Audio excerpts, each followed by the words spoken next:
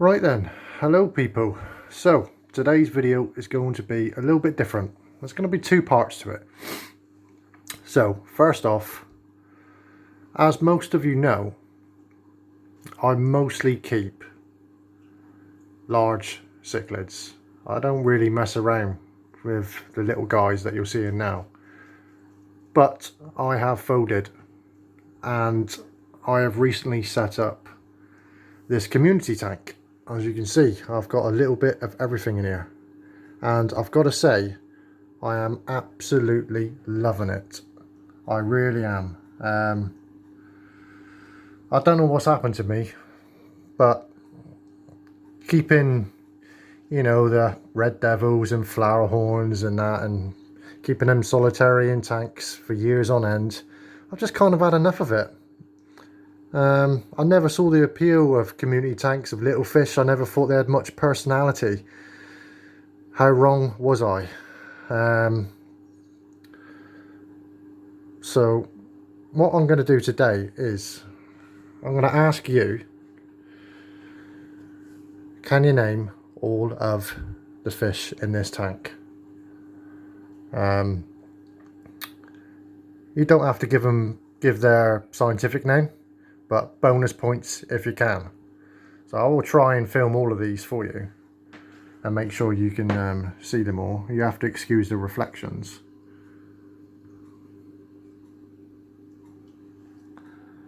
But it's just such a busy tank, and what I love about it is they've all got their little jobs. They're all doing their own thing.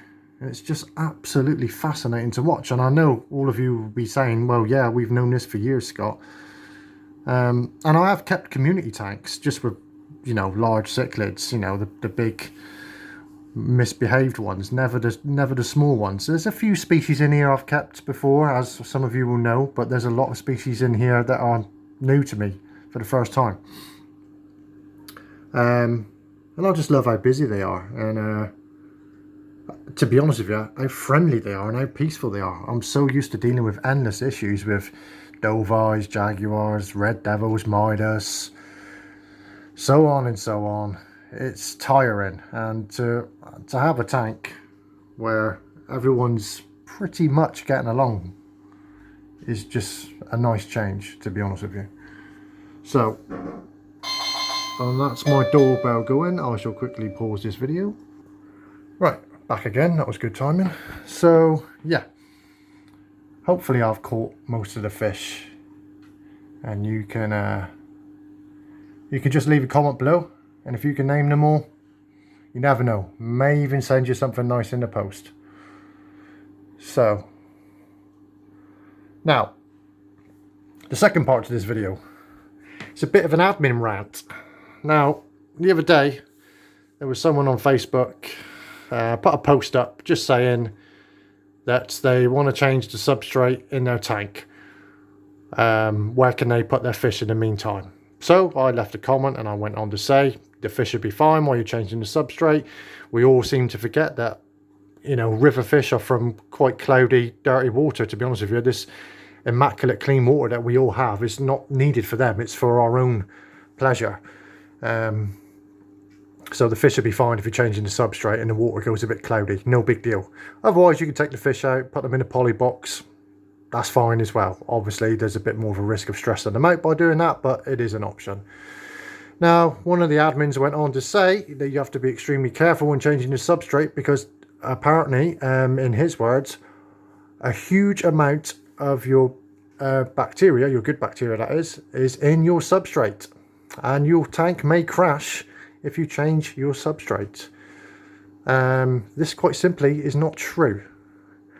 Now, I did go on to say and question this admin, where did he get that information from? Because providing your filter is mature, you have lots of biological media in there, and it's been running for long enough, and you've got lots of good bacteria in your filter, you're changing your substrate will not crash your tank. If your filter is very mature and been running for a long time, you can do 100% water change week after week if you want. It will not crash your tank.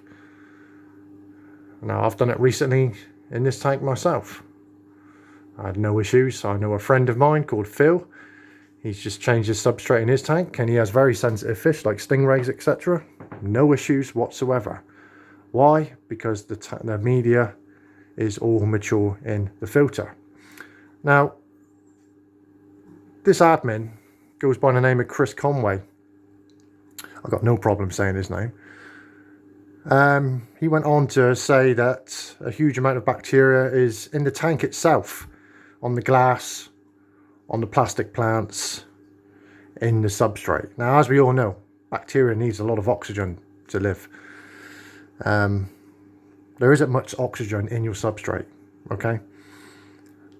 And most bacteria does not live on the glass of your tank. If that was the case, we wouldn't clean our glass, would we? And we would be causing mini cycles every time we clean the glass on all of our tanks. The only thing that really grows on a tank is algae, however you pronounce it. Your beneficial bacteria is in your filter, and it sits and lives on your biological media. Alpha grog, volcanic rock, bacteria likes rough, large surfaces to live on. It doesn't like to live on smooth surfaces such as plants and glass. Yes, there will be an absolute minute amount on your plants and glass, but it's so minute it makes no difference. That's why there's not a problem when we clean our tanks and clean the glass and clean our plants. You don't get a crash tank or a mini cycle starting because you've cleaned your plants or glass, do you? No. Now, this admin went on to tell me that if I continue to give advice as I did to this other member, that he's going to remove me from the group. And before I could reply, there you go. He removed me from the group, which, you know, I'm not going to shed a tear over that. It's not the first time, and it probably won't be the last time. The worrying thing is that this admin, Chris Conway, he has a little badge next to his name in this group, and he calls himself a group expert. Now, I find that extremely worrying. Not for people like myself who's been keeping fish for so many years now. I find it worrying for the new keepers that come and they listen and take advice and they don't really know, and with a nice big shiny badge saying group expert, why wouldn't they take advice? I find that worrying, to be honest with you. As we know, no one's an expert in this hobby. I suspect he doesn't have a degree in marine biology. He's just a Facebook group expert. No way, you know, everyone's keeps their fish differently. There's no correct way, there's no wrong way. There is wrong ways, but, you know, there's lots of different ways. And for this pathetic man not to be able to accept that and understand that most of your media, most of your beneficial bacteria is in your filter, living amongst your biological media. It's just absolutely absurd to me, to be honest with you. And like I said, you know, you've got these people that are admins of group, and these are the absolute basics that they don't appear to know. So take that as you want. Yeah, I mean, it is what it is. So I was kicked from the group, which is fine. But I don't know if you're watching this, Chris, or not, but I don't know.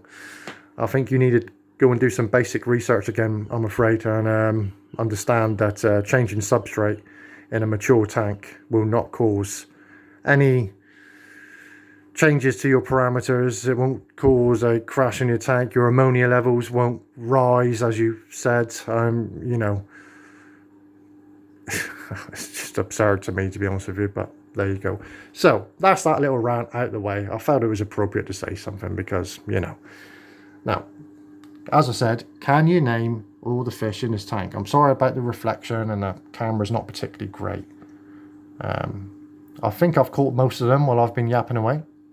So let me know. Let me know what you think of the tank as well. I mean, like I said, I've done community tanks, but not dwarf cichlids. I mean, not everyone's a dwarf cichlid in here, as you all know probably. You know, I've got these two over here, which I'm not going to say the names, but you probably know what they are. And these guys are just great. They're really peaceful and friendly. I know what size they get to. I've got other plans for them as adults, but as for now, they're going to be living with these guys. And everyone's getting along fine, and they're just super busy all enjoying themselves. I've never been one to put plants in my tanks either, so I'm keeping plants now, which is just really nice. I don't know if I'm just getting old and maturing or something, but this is the way for me now, I think. But I'll quickly show you one of my other tanks of some of the big guys and give you an update with them. So, some of the big guys, here we go.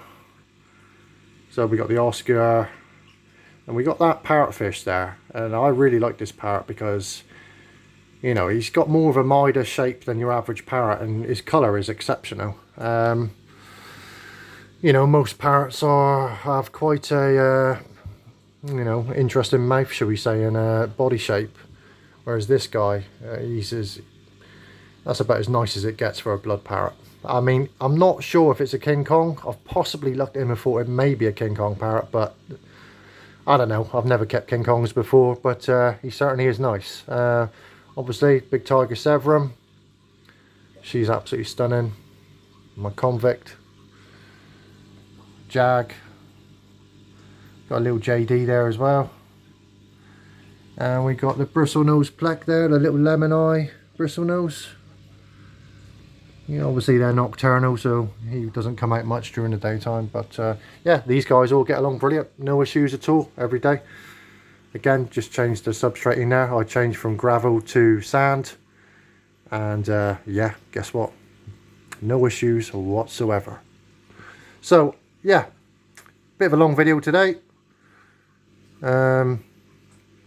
Thanks to all the current subscribers. Really appreciate the views and the likes, etc.